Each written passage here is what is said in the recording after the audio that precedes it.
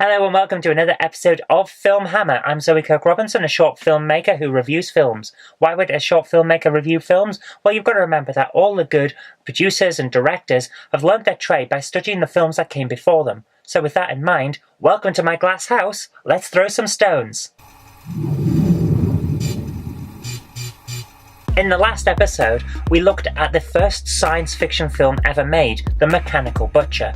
And in this episode, we're going to take a look at another first. It's a genre that's often linked with science fiction, but is its own separate genre off to its side. So let's get straight down to it and discuss the first appearance of one of horror's greatest monsters. It's time to take a look at the very first appearance of Frankenstein. Which one are you calling Frankenstein? Don't worry, I know he's the doctor, not the creature. Oh good, and why aren't you starting with the very first horror film? That's a good question. Okay, let's discuss where it all began. Horror began very early in the history of cinema. Like science fiction, the first horror film was made in 1895, only this time it was in the United States rather than France. Produced by notorious pop culture villain Thomas Edison and directed by the first director to use special effects, Alfred, the execution of Mary Stuart, who you may know as Mary Queen of Scots, is a remarkably gruesome affair that would not likely have been able to get past many censors if it had been made much later. The film is 18 seconds long, and you've already seen it in its entirety while I read out that last paragraph. It's one of the first films to use jump cuts in order to further the plot, rather than their standard use to stick two different takes of a film together.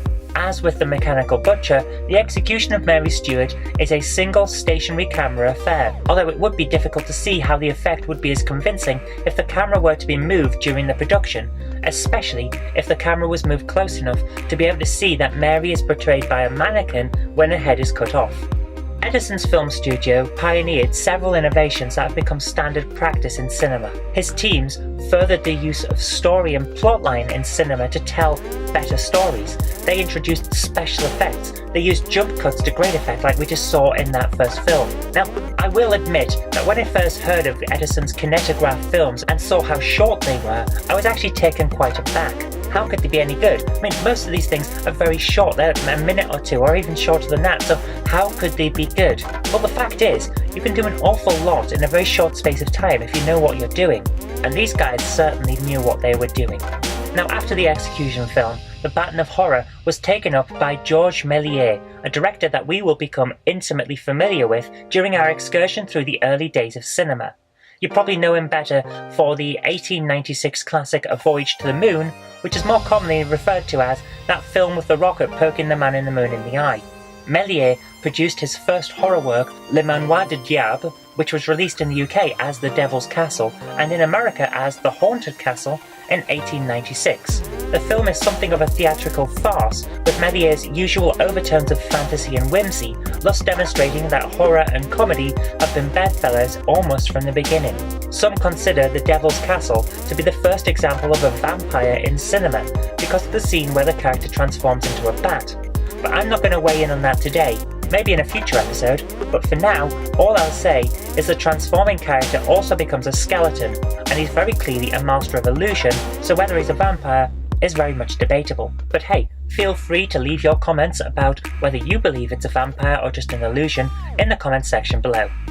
Méliès followed The Devil's Castle up with several other horror films, becoming the most prolific dabbler in horror in early cinema history. Then, his company having sadly fallen on hard times, he left the film business and burnt many of his old creations. A lot of Méliès' work is lost to history, but thankfully, some of his films remain for us to see. And that's how we can see these clips here now. That's not the Haunted Castle film that I remember. Yeah, I know, I can understand the confusion. There are two Méliès films that have the same title or very similar titles. Let me explain. In 1896, Méliès created Le Manoir de Diable, which was released in the UK as The Devil's Castle, but in the US it was called The Haunted Castle, as we explained earlier. However, in 1897, Méliès created Le Château Hanté. This follow-up film, an early example of a sequel in cinema, was released in the UK as The Haunted Castle, but in the US it was called The Devil's Castle. Confused? I know I was. Film studios still pull this crap today, changing sequel titles. It's unnecessary, but they still do it. Anyway, after Georges Méliès used jump cuts and special effects to great effect in horror, another George jumped into the fray in 1897. George Albert Smith, who you may remember as famous for The Dog Factory, which we mentioned in the last episode, brought us The Haunted Castle in 1897, although there is some debate about that. It appears that he may actually have simply released Georges Méliès' version of The Haunted Castle into the UK, rather than making it himself. The reason that there's confusion is that a lot of film sites claim that he made another version of this film, but all of the copies that anyone's ever seen, or at least the versions that are available online, all show Méliès' version of The Haunted Castle, the 1897 version. It's all in colour, it's all using the same actors, it's all using the same sets, everything looks the same. So are they actually two different films, or did he have the rights to distribute Méliès' version in the UK? It's debatable. Personally, I think it's more likely he had the rights to distribute than that he did a shot-for-shot remake. But I'll let you decide whether you think that's true or not. Smith also created The X-Rays, which is one of my personal favourites from early cinema because it's so silly. It's technically a sci-fi comedy that emphasises the comedy, so really I shouldn't be talking about it here, but when else am I going to have a chance? It's just great, give it a look. It's a very short film and it's well worth your time. Anyway, Smith and Méliès are the go-to guys for horror in the early days of cinema, with very few directors dipping their toes in apart from these two. And that's true right up until the early 1900s and going through to 1910, when there's only one true horror film produced, and that is Thomas Edison's film studio's version of Frankenstein. By this point, filmmaking has become an art unto itself. There's no more shorts with just scenes of random things happening. There's no more just simple productions with a single camera of some historical event that they're recreating. They aren't just curiosities anymore. This is proper film in short form. And as we'll see, Méliès has been a significant influence on how the early version of Frankenstein has made its way onto the screen. So let's take a look. The surviving copy of Frankenstein, and there is only one complete surviving copy, is not in brilliant condition in some places. The film was thought lost until the 70s, when it turned out that there was a copy in the hands of a collector. He didn't want to share the film at first, but was eventually persuaded, and the film was painstakingly restored as best as it could be, then finally released on DVD in 2010, a full century after it was originally produced. The film takes some severe liberties with the original story, with Volume 2 of the Edison Kinetogram magazine stating, "In the making of the film, the Edison Company has carefully tried to eliminate all actual repulsive situations and to concentrate its endeavours upon the mystic and psychological problems that are to be found in this weird tale. Whenever, therefore, the film differs from the original story, it is purely with the idea of elimination what would be repulsive to a moving picture audience." I guess Edison Studios were just wary of a backlash from changing taste in cinema. This was 15 years after they'd beheaded a woman on set, after all. Well, not beheaded, but you know what I mean. It was a prop, it was a special effect, but it did look quite realistic for the time. Tastes were clearly changing, but it's very interesting to see how much they'd changed by.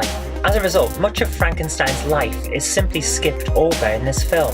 In one scene, we see him leaving for college, while in the next, it's 2 years into his studies, and he has already discovered the secret of creating life. I get that the film has to heavily abridge the original text, but this is severely restricting the story. How does Frankenstein discover the secret of life? This feels like it would be a really important plot point, what with it being the central reason for his ability to create the monster. Think about this for a moment. Imagine if many other films did this. Would Iron Man have been as successful if someone said, "Oh yeah, he was stuck in a cave and he invented a suit"? It just doesn't have the same ring to it, does it? Would Superman be as acceptable if instead of being told he was an alien, we were just left to imply that because it just turned out that he was a guy who looks like a guy who's just really, really strong? Would Dracula be as acceptable as a villain if we weren't told he was a vampire and it just looked like he was some creep that climbed in people's windows and bit them? It's ridiculous. It doesn't make sense. Don't tell us this stuff, show us. The film then completely changes the process of creating the monster. There are no dead bodies in this version. Frankenstein doesn't rob any graves or perform any surgeries. Instead, he conjures the monster using magic powder and a kiln of some kind. This is a massive departure from the original themes of the book, and the result is a very strange film. it's Frankenstein in name only. The whole setup feels far more like a stage play, and that's most likely because a lot of this production is either based on theatre performances, or at the very least, the film is being made by people who have a background in the theatre. You have to remember that at this point in history, Hollywood doesn't exist. Film schools didn't exist, well, at least not in the way that we know them now. When Frankenstein was made, cinema as we know it had yet to develop. It was only 20 years old, and a lot of the things that we now take for granted had yet to come about. For example, let's take a look at how most of these shots are set up. There's one camera and it's fixed rigidly in place. The sets are obviously sets like a theatre production. Everyone acts in big, over-the-top gestures so that their meaning can very clearly be understood. This isn't a film in the modern sense, it's more like a recording of a stage play where the audience has been replaced by the camera. As a result, we have to take this film, and really any film from this era, as less of a film and more of watching a play. So the method by which Frankenstein creates his monster is more acceptable. Not entirely acceptable, but more acceptable. When you look at it less as a film and more like this is what a theatre production of the time would have done to try and convey the idea of creating the monster. Because when you get down to it, this film predates most horror productions. It certainly predates the universal horror by which all future horror films would be judged, and it even predates most of the standards by which early Hollywood would adapt most books. The film is its own thing, and we have to judge it on those merits rather than the standards that we've come to expect from cinema. But having said all that, there are still some amazing scenes. Yes, this might be basically a stage play, but at some points it actually embraces cinema and becomes quite a special effects driven extravaganza to a certain extent, and it's actually rather impressive. This is the creation of the monster. It's visually impressive, and the way the puppet moves as it builds itself up in the fire is quite unnerving. It's not like the jarring experience of watching a stop-motion model or an animatronic, but there's still an unnerving quality to it. While it's now obvious even to the most casual of viewers that this is simply a model of a monster being burned away and then the footage was reversed, at this time it was a spectacular effect. The likely method they used to film this is known as back cranking, where the film is loaded into the camera at the opposite end to how it would normally be loaded, and then the mechanism is turned backwards, resulting in a film reel that plays backwards when loaded into a viewing machine. We can see how the model would have burned down while being filmed by reversing the scene. It's still quite an impressive model, isn't it? This model must have cost a significant amount of time and money to produce as well, as the film lingers on the effect, cutting back to it several times. Then there's the reveal of the monster itself. At first we don't get to see much of it. Instead, we see its hideousness and the absolute wrongness via Frankenstein's reaction to his creation. He's appalled, terrified even. And when the creature reaches out from inside the kiln, we get to see the first proper hint at what it looks like. An arm, smoking and claw-like, clearly inhuman. The performance by creature actor Charles Oakley is very impressive. He's a character actor who brings a lot of charm to his performance, and he steals the show in this one. I've heard it said that he designed the look of the monster himself, and if he did, I am really impressed. Which brings us to the monster itself. He is never given any name or any kind of identity in the film, save for being Frankenstein's creation. He is not the standard Frankenstein's monster. Instead, he's some kind of goblin, dressed in rags and sporting masses of matted hair. The look is less Boris Karloff and more like the orcs from Lord of the Rings. It's been a long time since I read the book, but I've seen many comparisons between this depiction of the creature and Mary Shelley's original descriptions of him. In the books, he's described as ugly, even though Frankenstein was attempting to make something beautiful. Well, they certainly got ugly down pat for this version. He's like a creature straight out of nightmares. In fact, the first time that we see him properly is a literal recreation of a nightmare, Henry Fuseli's The Nightmare to be exact. His nightmarish qualities only go so far as how he looks, however. How he acts is, well, it's ridiculous. Earlier on, I mentioned the theatrical farces and whimsy of the Georges Méliès films, and how they had clearly been a big influence on the films that came after him. There's no better example of how this is true than in how the creature acts in this film.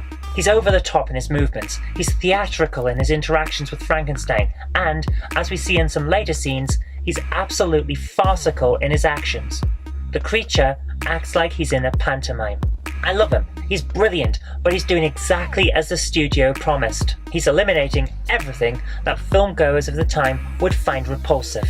Which I think is a shame, because given the right direction, I think Oakley's performance could have been downright terrifying. He's obviously good enough to have pulled off real terror even in this short, silent film. Then there's the denouement. In the final scenes, the creature enters Frankenstein's study and sees himself in a mirror for the first time. He's repelled by his own appearance, and, in a surprisingly well-crafted piece of trick photography, the creature disappears, but his reflection remains. Then, Frankenstein enters and sees the creature in the mirror. Naturally, he's horrified, but then the creature vanishes. Why? Well, that's for you to decide, because the film doesn't bother to explain any of this. Where did he go? Is he actually dead? Did he somehow get sucked into the mirror and now he's trapped there? Was he actually real in the first place, or simply a figment of Frankenstein's mind? Now, that might have come out of nowhere, but it's a definite possibility, because we only ever see the creature interact with Frankenstein and one other person, and that other person could easily have been involved in a break-in that Frankenstein has recreated in his mind as an attack by the creature. The film keeps talking about the creature as a creation of Frankenstein's mental state, and that always brings me back to one question. Is any of this actually happening? Or is it all just a creation of Frankenstein's mental state due to the stresses of his studies? You decide. But anyway, regardless of what the outcome actually is, Frankenstein is relieved that his ordeal is apparently over. He embraces his wife, and presumably they live happily ever after. I say presumably because the film ends at that point. It's abrupt, but that's how these things tended to be back then. So that's the early version of Frankenstein, and as early as cinema goes, I actually really like this one. It has next to nothing to do with the original story, and its wonderful depiction of the creature is pretty much just left and not used at all. But even so, it still has a certain amount of charm. The sets are great, the performances are lovely, and even the ideas that it puts across, yeah, they're not from Frankenstein, but they're pretty good. And the special effects are fantastic for the time. It's a great romp at the end of the day, and I'm really glad that we still get to actually enjoy it, thanks to the wonderful restoration that's gone on with it. But anyway, that really is all we've got time for this week, so thank you very much for watching. I hope you did like this, and if you did, remember to click that like button. Share it with your friends so that they can see some classic cinema too, and do subscribe for future videos because there will be more in the future. But until next time, I've been Zoe Kirk-Robinson, you've been watching FilmHammer on the Knobmouse channel, and I'll see you later. Today's video is brought to you by my graphic novels, The Collected Life of Knobty Mouse, Volume 1, All Over the House, Volume 1, and All Over the House, Volume 2. Thank you.